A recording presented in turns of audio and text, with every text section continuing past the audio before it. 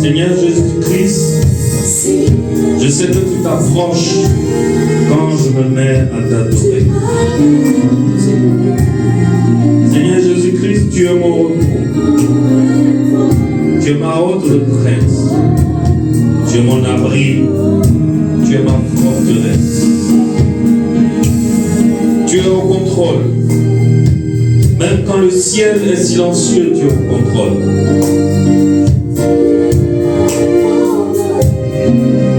Même quand je n'entends pas ta voix, tu es au contrôle.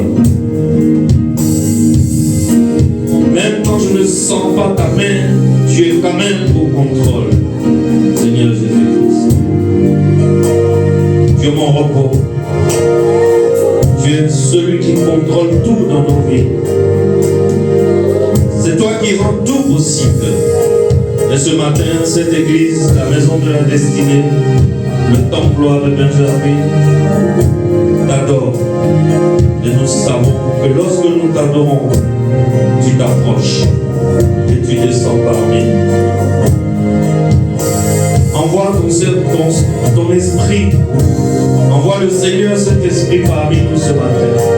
Fortement. En ce dimanche puissant. En ce dimanche de célébration et de joie pour ta gloire. Au nom puissant de Jésus. Amen. Amen. Amen. Alléluia. Mais aujourd'hui, je suis le pasteur le plus heureux du monde et j'ai l'honneur de vous présenter le couple Kofi Pays Mathurin et Claudia dans le nom puissant de Jésus. Est-ce qu'on peut acclamer pour la victoire de Jésus sur le monde des ténèbres? C'est une victoire. Alléluia. Et regardez comment ils sont beaux. Tout à l'heure, quand la prophétesse a demandé, si tu n'as pas encore été doté, viens danser. Je vous confirme que dans le monde invisible, dans le monde invisible, tu as dansé pour ici, on va danser pour toi ici. Au nom puissant de Jésus-Christ de Nazareth, on va danser pour toi ici. Tu seras doté. Tu seras marié et tu seras beau comme eux. Tu seras honoré. Un homme va venir t'honorer. Un homme va te sortir de la maison de ton père et de la maison de ta mère et il va t'offrir une maison. Il va t'offrir un foyer. Et il va t'aimer de tout son cœur. Amen. Même s'il n'a pas grosse voiture, même s'il n'a pas grosse villa, mais tu vas te sentir tellement heureuse que pour toi, la voiture, la villa, le compte en banque seront superficiels. Au nom puissant de Jésus-Christ. Bishop, Dieu vous bénisse. Félicitations. Bishop, félicitations, parce que tu pouvais continuer de rester derrière la clôture. Nous, on n'allait te faire pas. On pouvait rien te faire. Regarde comment il est costaud. S'il dit, il ne fait pas, tu lui fais pas. Si tu essayes, il va te frapper. Mais il dit, je dois honorer cette femme. Je dois aller dans sa famille. Je dois me présenter. Je dois m'organiser de telle sorte que tout ce qui est opposition tombe dans le nom puissant de Jésus-Christ. Et aujourd'hui, c'est une victoire. Amen. Le mariage, là, c'est la dot.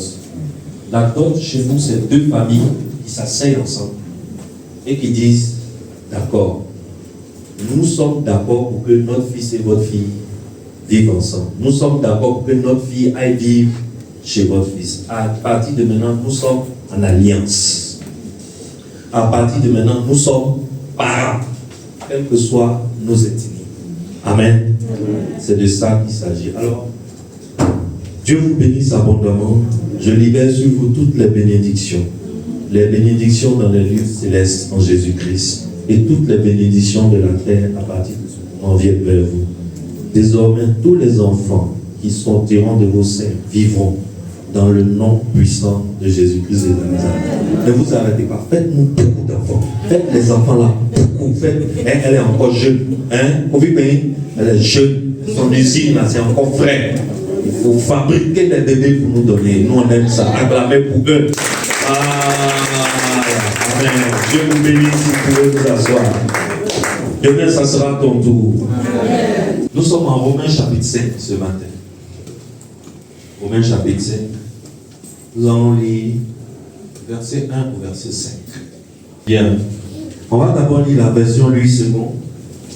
Et ensuite, on va lire la version Parole de vie. La version Louis II dit ceci.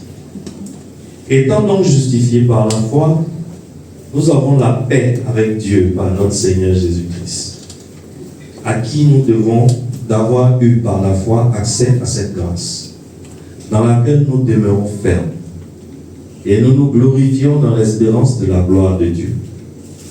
Bien plus, nous nous glorifions même des afflictions, sachant que l'affliction produit la persévérance, la victoire dans l'épreuve, et cette victoire, l'espérance. Or, l'espérance ne trompe point, parce que l'amour de Dieu est répandu dans nos cœurs par le Saint-Esprit qui nous a été donné. On va lire la version parole de vie. On va voir si on peut comprendre mieux, n'est-ce pas? Je lis la version parole de vie. Romains 5, 1 à 5. Oui, nous avons été rendus justes en croyant. Et maintenant, nous sommes en paix avec Dieu par notre Seigneur Jésus-Christ. Nous croyons et par Jésus, nous pouvons nous approcher du Dieu d'amour en qui nous vivons maintenant.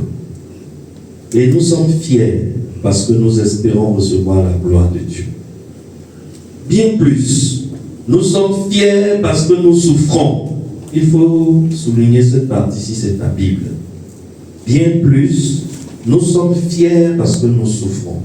Nous le savons, la souffrance rend patient. Et quand quelqu'un est patient, il reste fidèle malgré les difficultés. Celui qui est fidèle garde l'espérance. Et cette espérance ne trompe pas. En effet, Dieu a répandu son amour dans nos cœurs par l'Esprit Saint qu'il nous a donné. Est-ce qu'on peut prier? Seigneur notre Dieu, regarde nos cœurs et regarde combien de fois nous te sommes reconnaissants. Nous sommes contents. Nous voulons te dire merci, mais nous ne savons pas quel mot utiliser parce que chaque dimanche, ici, tu nous parles. Tu nous parles à travers ta parole révélée. Parle-nous encore ce matin. Touche le cœur de quelqu'un. Transforme la vie de quelqu'un. Nous sommes ici pour t'écouter. Nous sommes ici pour t'entendre. Viens et enseigne-nous au nom puissant de Jésus. Amen. Amen. Amen. Alors ce matin, le Saint-Esprit m'envoie comme un messager pour réveiller des chrétiens qui sont peut-être endormis. Pour réveiller des guerriers qui font comme s'ils ont oublié qu'on est encore sur le champ de bataille et que la bataille n'est pas finie. Je suis ici pour parler à des pèlerins, à des gens qui ont décidé de faire une marche avec le Maître, le Seigneur Jésus-Christ, et qui ont oublié le vrai but de cette marche. Et ils sont devenus fragiles comme des poussins tombés dans l'eau. Ils sont devenus fragiles comme des petites filles effarouchées.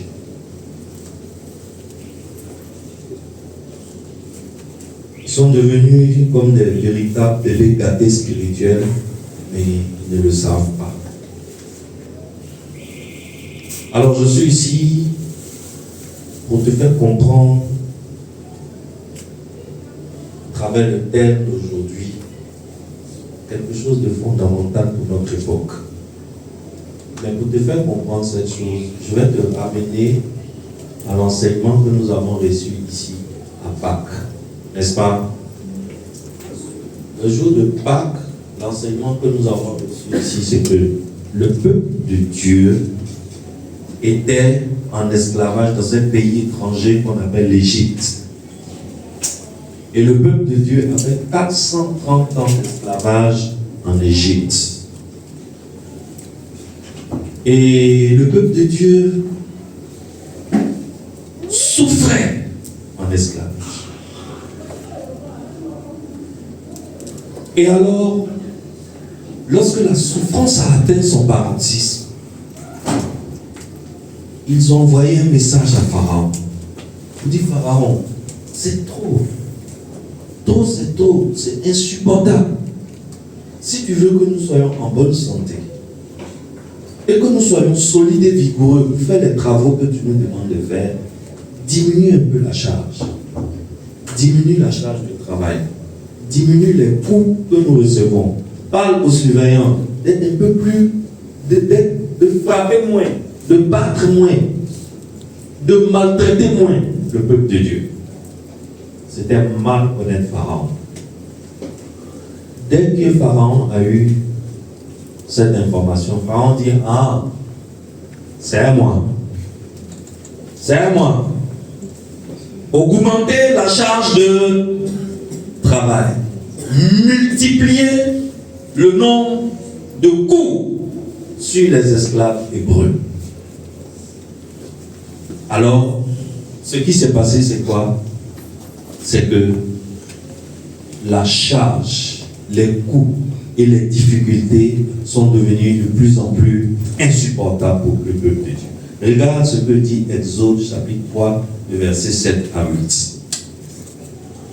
Exode chapitre 3, le verset 7 à 8 dit, l'Éternel dit, j'ai vu la souffrance de mon peuple qui est en Égypte, et j'ai entendu les cris que lui font pousser ses oppresseurs, car je connais ses douleurs. Je suis descendu pour le délivrer de la main des Égyptiens et pour le faire monter dans ce pays, dans un bon et vaste pays, dans un pays où coule le lait et le miel, dans les lieux qu'habitent les Cananéens, les Héthiens, les Amoréens, les Phérésiens, les Héliens et les Jébusiens. Alors, Dieu a vu la souffrance de son peuple et Dieu a été sensible à la souffrance de son peuple. Alors, qu'est-ce que Dieu va faire? Dieu va décider d'envoyer un libérateur à son peuple, en la personne de Moïse. N'est-ce pas? Il envoie Moïse pour aller délivrer son peuple des mains de l'oppresseur. Pharaon s'oppose. Pharaon s'oppose. Dieu dit d'accord. Il envoie des plaintes. 1, 2, 3, 4, 5, 6, 7, 8, 9. Pharaon résiste toujours, malgré les plaintes. Alors Dieu décide d'envoyer une 10e plaie. Dieu sait que cette 10e plaie, s'il envoie, Pharaon va céder. Mais si cette 10e plaie frappe l'Égypte, il faut préserver le peuple hébreu d'une façon. Alors, parce que cette 10e plaie, c'est la mort. Cette 10e plaie, c'est un bain de sang. Alors, il faut préserver son propre peuple de ce bain de sang. Alors, Dieu demande à son peuple de tuer un agneau et de prendre le sang de l'agneau, de mettre sur les linteaux de porte et de se tenir dans la maison prête, parce que quelque chose va se passer cette nuit. Quand l'ange de l'Éternel est passé, dans chaque maison où il n'y avait pas du sang sur la porte, l'ange est rentré et a frappé les premiers-nés de chaque maison. Premiers-nés des hommes, premiers-nés des rois, premiers-nés des esclaves, premiers-nés de tout le monde, même premiers-nés des animaux ont été frappés. Alors, une clameur a résonné sur toute l'Égypte. Même Pharaon a perdu son premier-né.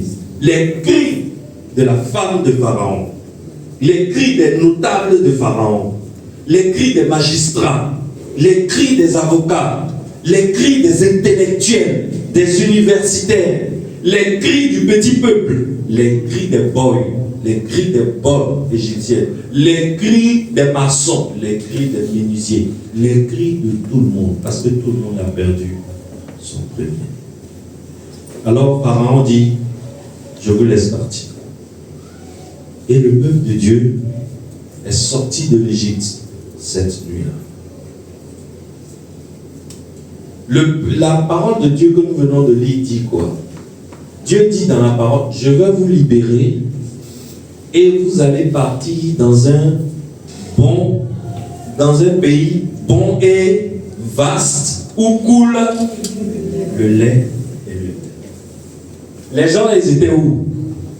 Ils étaient en esclavage, dans la souffrance. Un libérateur vient dans la personne de Moïse. Moïse utilise le sang d'un agneau. Le peuple est libéré. Le peuple est libéré, il va prendre une direction. La direction que le peuple prend, c'est la direction de la terre que Dieu avait promise depuis 430 ans à leur grand-père Abraham. Maintenant, le peuple a été libéré. Il y a un pays devant. Le pays, il est bon, il est vaste. C'est un pays où coule le lait et le miel. Mais entre où eux ils sont aujourd'hui là, Ils ont été sauvés d'Égypte. Ils ont traversé la mer Rouge. Ils sont au bord de la mer Rouge, de l'autre côté. Les Égyptiens ne peuvent plus les atteindre. Mais entre où eux ils sont, et puis le pays bon et vaste, où coule le lait et le miel, il y a un obstacle. Comment s'appelle cet obstacle? Ça s'appelle le désert. Ça veut dire que quand ils ont été libérés de l'esclavage en Égypte, ils n'ont pas été directement téléportés dans le pays bon et vaste où coule le lait et le miel. Il fallait d'abord faire quoi? Affronter l'aridité du désert avant d'atteindre le pays bon et vaste où coule le lait et le miel. Telle était l'histoire des Hébreux dans le livre d'Exode. Telle est l'histoire des chrétiens que nous sommes aujourd'hui à notre époque contemporaine. C'est exactement la même chose. C'est ce que l'apôtre Paul est en train de nous dire dans Romains chapitre 5, le verset 1 à 5. Nous étions en Égypte. L'Égypte où toi et moi on était retenus en esclavage, ça s'appelle le monde. Et dans le monde, nous étions sous l'esclavage d'un tyran impitoyable qui s'appelle le péché. Et le péché, le gouverneur de ce monde qui s'appelle Satan le diable, a utilisé le péché pour nous malmener.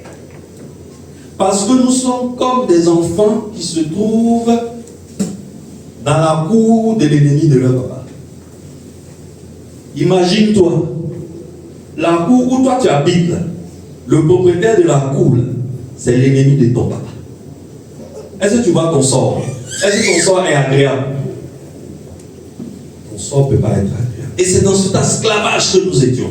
Satan le diable nous maintenait en esclavage, en Égypte, dans ce monde. Et nous malmenait à travers le péché. Et nos cris sont montés au ciel. Et Dieu a entendu nos cris. Et Dieu a décidé de faire descendre vers nous notre Moïse. Dieu a décidé de faire descendre vers nous un libérateur. C'est ainsi que le Seigneur Jésus-Christ descend sur la terre comme le grand Moïse. Comme le véritable Moïse. Comme le vrai Moïse. En réalité, ce que Dieu faisait en Exode, c'était Dieu était en train de nous montrer un échantillon de comment il va faire pour sauver le monde entier. En sauvant les Hébreux, le récit du salut des Hébreux n'est qu'un échantillon du récit du salut de l'univers tout entier. Alors Moïse, que tu vois dans Exode, Moïse n'est pas dans Exode comme un héros. Moïse est dans Exode comme le représentant d'un héros qui va venir demain, qui sera le vrai Moïse. Et le vrai Moïse, là, il s'appelle le Seigneur Jésus-Christ. C'est lui qui est venu sauver le peuple de Dieu, de l'humanité tout entière, de nous sauver de l'esclavage, du péché, en mourant à la croix. Il a fallu le sang d'un agneau pour libérer les Hébreux d'Égypte.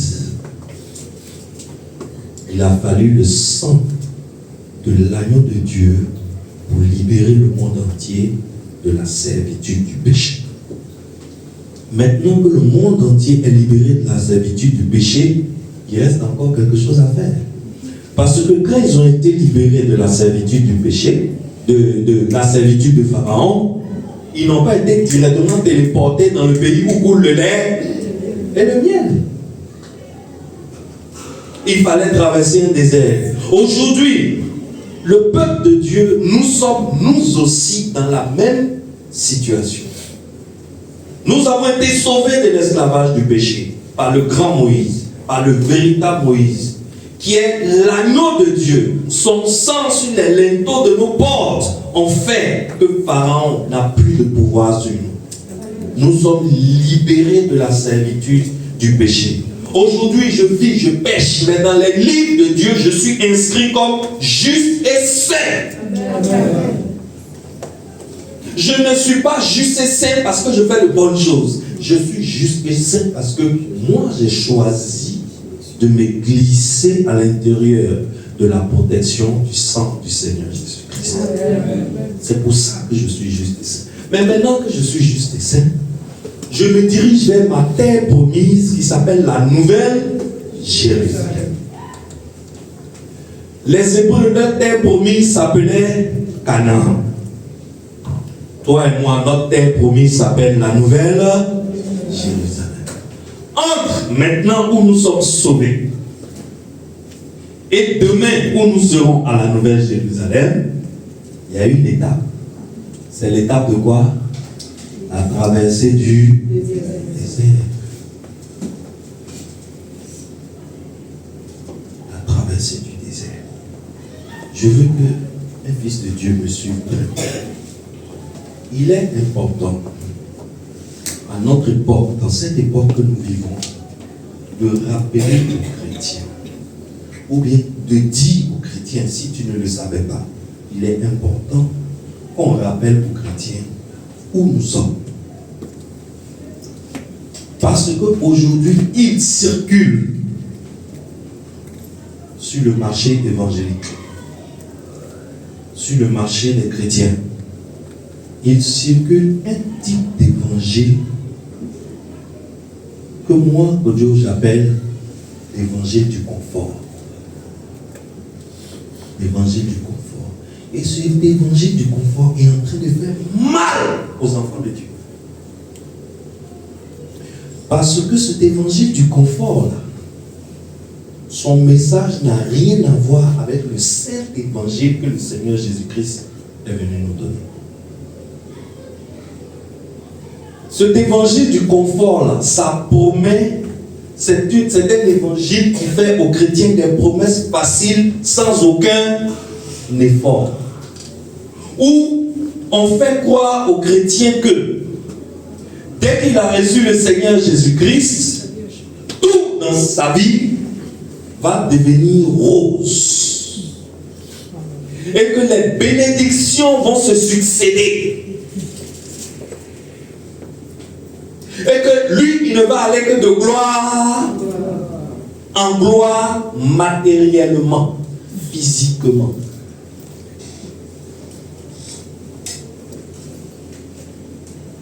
Cet évangile-là, il est insidieux. Jésus n'a jamais dit ça. Prends ta Bible. Lisons ce que Jésus nous a dit réellement dans le vrai évangile, dans le saint évangile. Lis avec moi Matthieu chapitre 16, verset 24. Lis avec moi.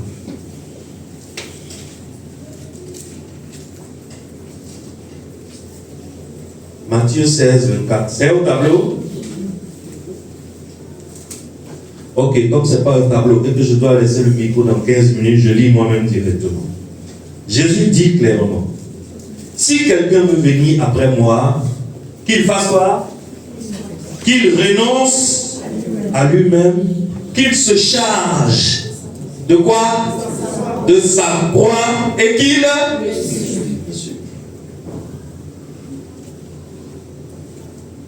Ça, c'est pas parabole. Hein. Ça, là, c'est un message direct. C'est de façon tu as entendu, là, c'est comme ça. De façon tu as lu, là, c'est comme ça tu dois comprendre ça. C'est pas image. C'est pas parabole.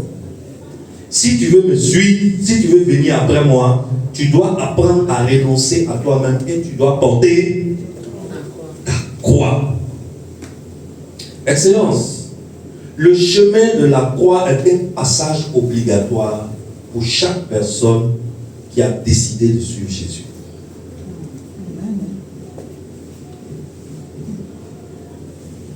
Est-ce que je parle à quelqu'un? Moi, j'ai même remarqué dans ma petite vie, que chaque fois que Dieu veut te faire passer d'un niveau où tu es au prochain niveau, qui est un palier supérieur, tu vas passer par une série d'épreuves. C'est-à-dire que lorsque dans ta vie, une saison arrive où les épreuves s'enchaînent, elles ne s'arrêtent pas. Tu pries, tu as l'impression que le ciel ne t'écoute pas. Tu jeûnes, le ciel reste silencieux. Tu fais des offrandes, rien n'y fit.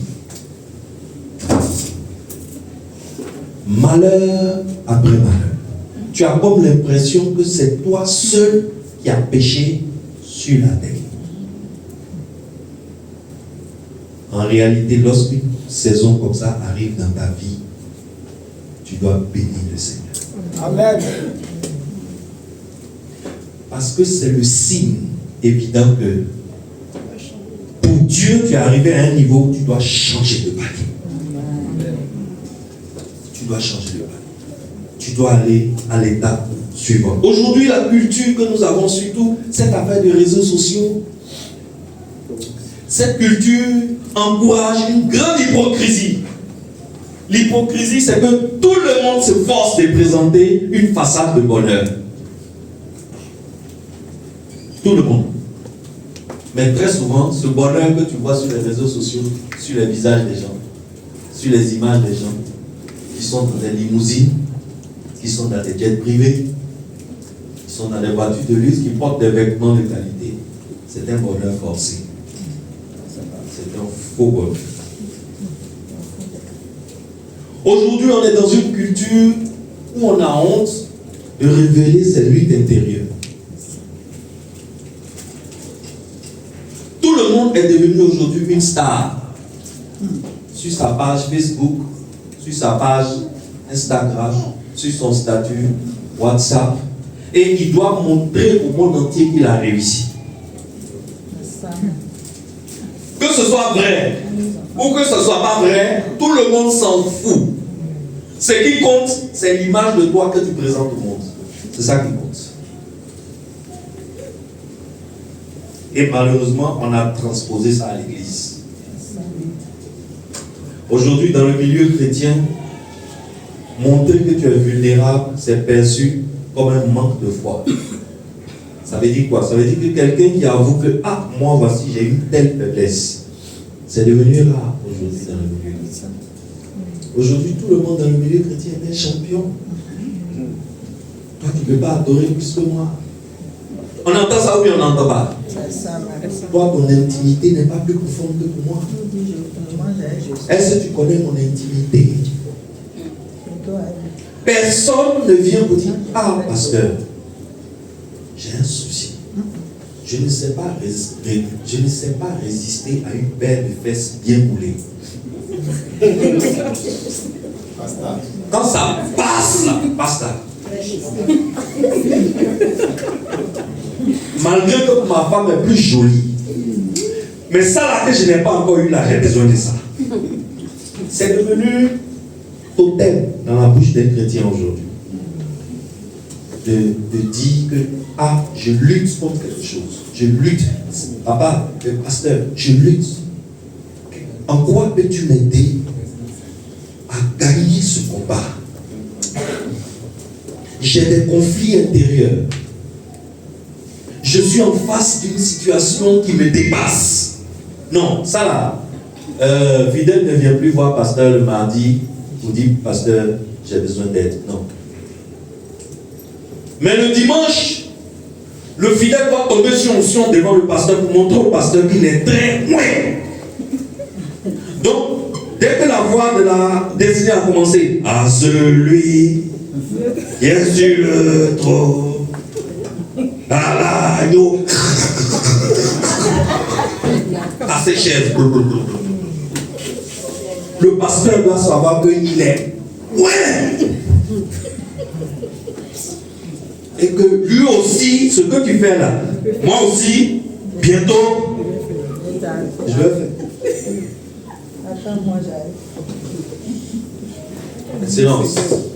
Heureusement que le véritable évangile existe. Et il vient démasquer cette tromperie. Et le véritable évangile vient pour nous mettre à l'aise.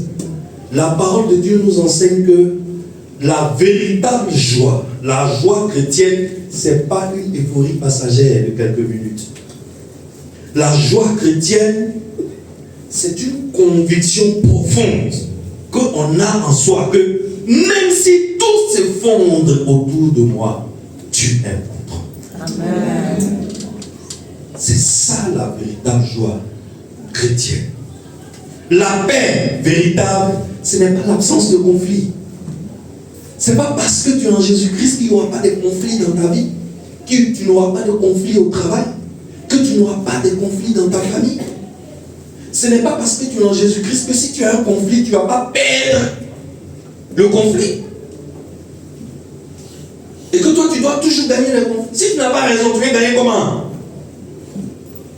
Mais on a fait croire aux gens par l'évangile du confort que tant que tu es en Jésus-Christ, tu seras toujours la tête, tu ne seras jamais. On a sorti le passage biblique là de son contexte pour enseigner un autre évangile qui n'est pas le saint évangile que Jésus-Christ nous a donné. Je veux dire à un chrétien aujourd'hui que derrière cet évangile de confort qui nous fait penser que tout est facile parce qu'on est en Jésus, il y a une idolâtrie. C'est l'idolâtrie du moi. Ça veut dire quoi? Pour un français très simple. Ça veut dire tout simplement que la foi chrétienne que tu vas là, suis-moi bien. La foi chrétienne que tu vas là, le centre de gravité de la foi chrétienne, nous tous on appelle un cercle à l'école, un cercle, n'est-ce pas? Le cercle là, il a un centre.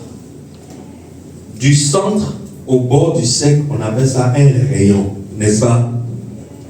Donc, quel que soit l'endroit où tu te trouves au bord du cercle, à travers le rayon, tu reviens où?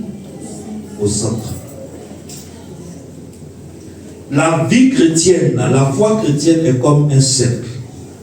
Le centre de la foi chrétienne, c'est Dieu.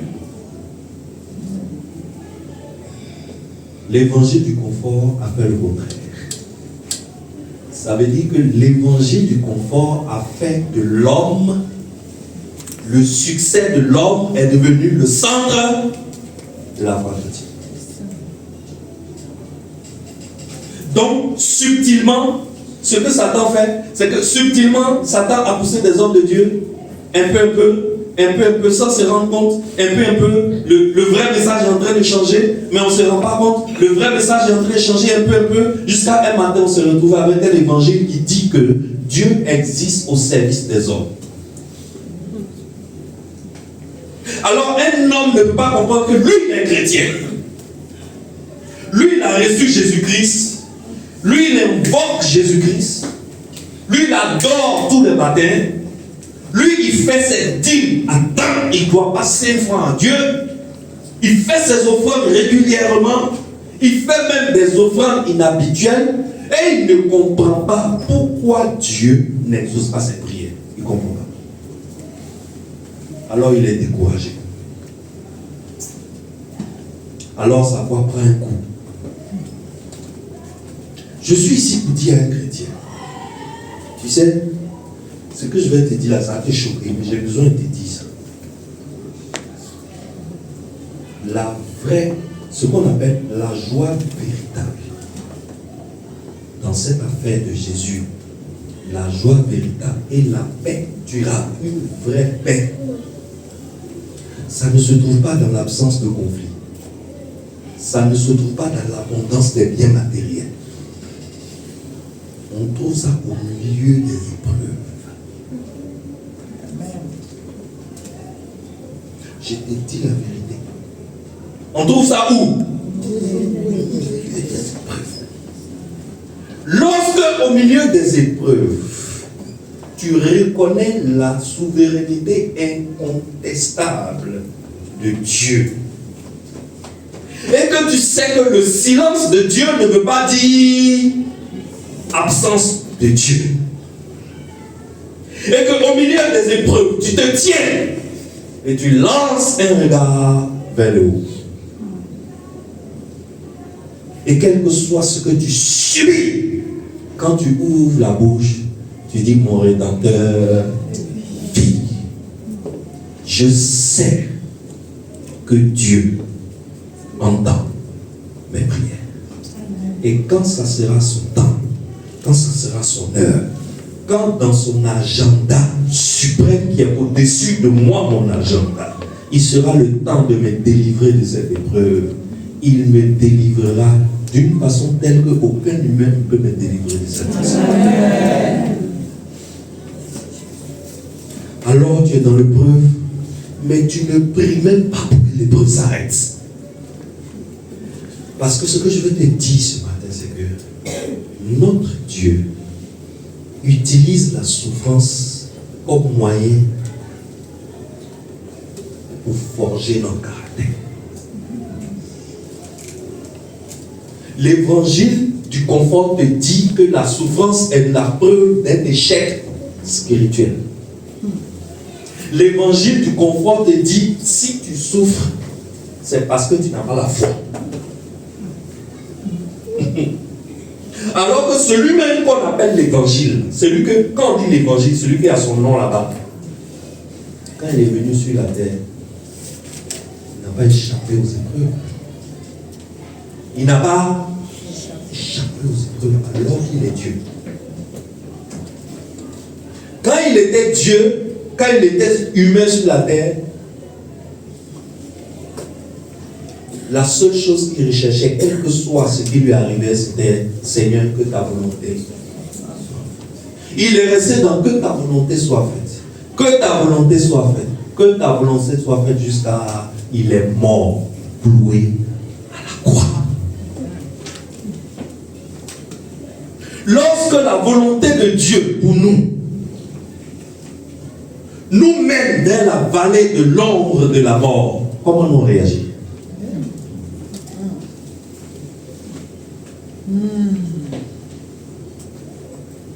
Je suis ici pour te dire que les épreuves que tu traverses actuellement, Dieu sait, Dieu voit, et c'est Dieu qui appelle. Amen. C'est lui qui appelle. Le vrai évangile, le vrai Jésus-Christ, lorsque tu le reçois là, tu vas passer par ton chemin de croix. Pourquoi? On est encore au désert. On est encore au désert. Le désert est un lieu de formation, Excellence. Le désert est un lieu de souffrance. Le désert est une forge. Et dans une forge, il y a le feu à un degré tellement élevé que le métal qu'on met dans la forge, le métal il fait quoi? Il fond. Le désert est un lieu où tu seras enterré. Mais je veux te dire qu'au désert, quand tu es enterré, en réalité, ce n'est pas un enterrement, c'est une plantation. Tu vas germer. J'ai dit, tu vas germer, Excellence. Tu n'as pas été planté. Tu n'as pas été enterré, tu as été planté. C'est comme quand on plante un grain de maïs. 3 jours après, qu'est-ce qui se passe? Il y a une petite plante verte. La plante verte arrive. Amen. Alors, Excellence, il faut que tu comprennes bien la foi chrétienne. Parce que la foi chrétienne, quand elle est mal expliquée, ça fabrique des chrétiens frustrés. Ça fabrique des chrétiens fragiles. Des chrétiens qui sont ballottés comme un fétu de paille lorsque le vent de la tempête arrive. Lui seul il dit ça aujourd'hui, lui seul il dit ça demain. On ne sait pas quelle est sa vraie position. Pourquoi? Il n'est pas enraciné. Il n'y a pas de racine. Il n'y a pas de racine. Alors cette prière c'est Seigneur, pourquoi moi? Seigneur, pourquoi moi? Seigneur, à quand mon tour? C'est parce que c'est ton tour que tu es au désert. Amen. Amen. C'est parce que c'est ton tour que tu es ici au désert. Parce que lorsque c'est le tour de quelqu'un, Dieu prend la personne Et Dieu l'envoie au désert. Quand Dieu veut parler au cœur d'un homme, il ne le lui fait pas sur son lit. Il le fait sortir de son lit et il l'envoie où? Au désert. C'est seulement au désert qu'un homme ouvre les oreilles de son cœur pour entendre la voix de Dieu. Le désert est un lieu qui est là pour confronter ta foi. C'est au désert qu'on voit la qualité de ta foi. Tu sais, quand on dit je suis chrétien, c'est pas bouche. Chrétien, appelle les chrétiens, c'est pas bouche, et puis c'est pas orgueil. Ou moi, Kodjo, je suis assis là. Si tu veux que je te parle de la foi chrétienne, viens, je vais te raconter ma vie. Quand il a fini de raconter ma vie, de te raconter ma vie. Si tu n'as pas pleuré, tu ne comprendras plus jamais la foi chrétienne. Si tu as pleuré, c'est que tu as compris. On peut marcher ensemble. Mais tu dis là, quand moi-même je me raconte ma vie à moi-même, je pleure. Moi-même. Quand je me souviens de là où Dieu m'a fait passer, je pleure. Je n'ai pas de phrase pour lui parler.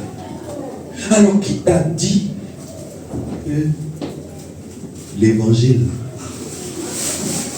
tu vas tout avoir sans effort? Fais attention au message que tu entends sur Facebook.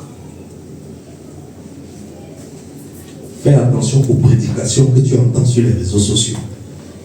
Fais attention aux prédications que tu entends même dans certaines églises. Parce que il y a des gens qui sont venus à Dieu avec un cœur sincère.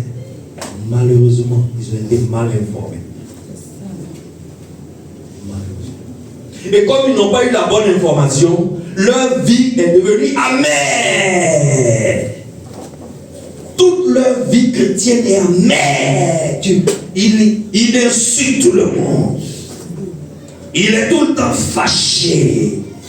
Jamais de sourire sur son visage. On dit on n'a pas fait offrande, il dit pasteur c'est un voleur. C'est moi mon argent, il attend pour payer sa voiture quoi. Il va durer sur moto.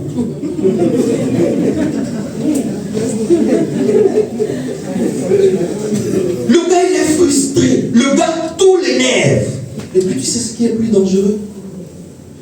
C'est que ce message de l'évangile de confort que nous prêchons sur nos chaînes dans les églises, c'est ça qui a fait que les intellectuels ne veulent plus venir à l'église.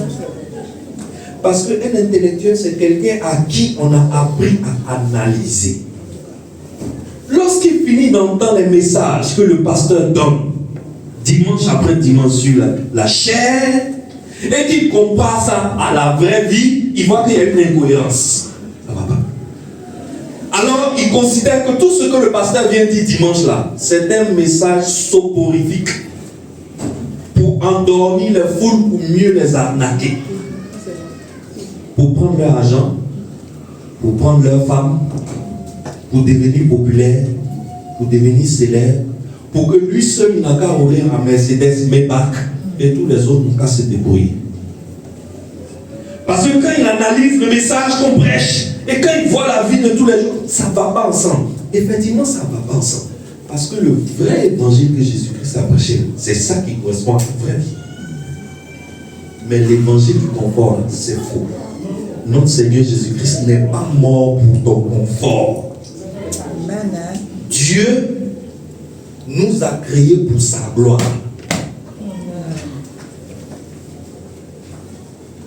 Dieu n'existe pas pour notre plaisir. Jamais. Il est Dieu pour que nous, on puisse le glorifier. Il nous a fabriqué, le livre des Psaumes dit qu'il nous a fabriqué de peu inférieur à lui. Entre Dieu et nous, là, la différence n'est pas trop beaucoup. Pourquoi? Parce qu'il faut des dieux pour adorer Dieu. Si tu n'as pas un rang de Dieu, tu ne peux pas adorer le seul vrai Dieu. Alors il nous a créés en nous donnant un rang de Dieu. Mais nous, notre rôle, c'est de le glorifier.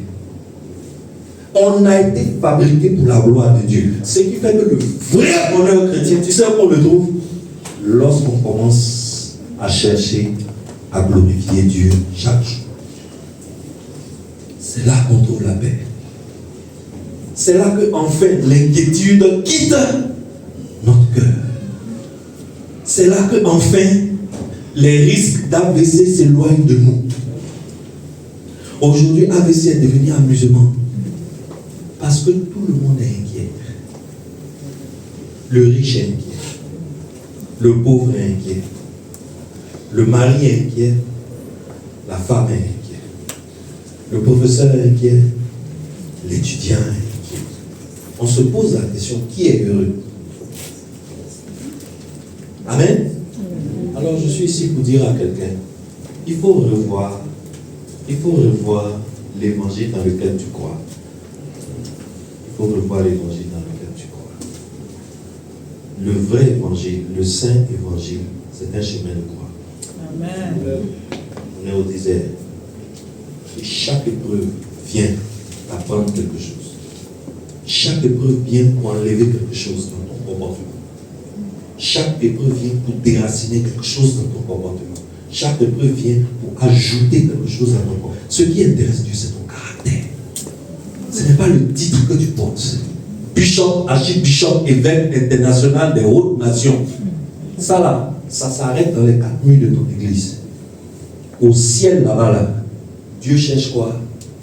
Caractère. Et c'est sur ton caractère que Dieu veut travailler lorsqu'il envoie des épreuves dans ta vie. Quelles sont les épreuves que tu travailles à ce moment?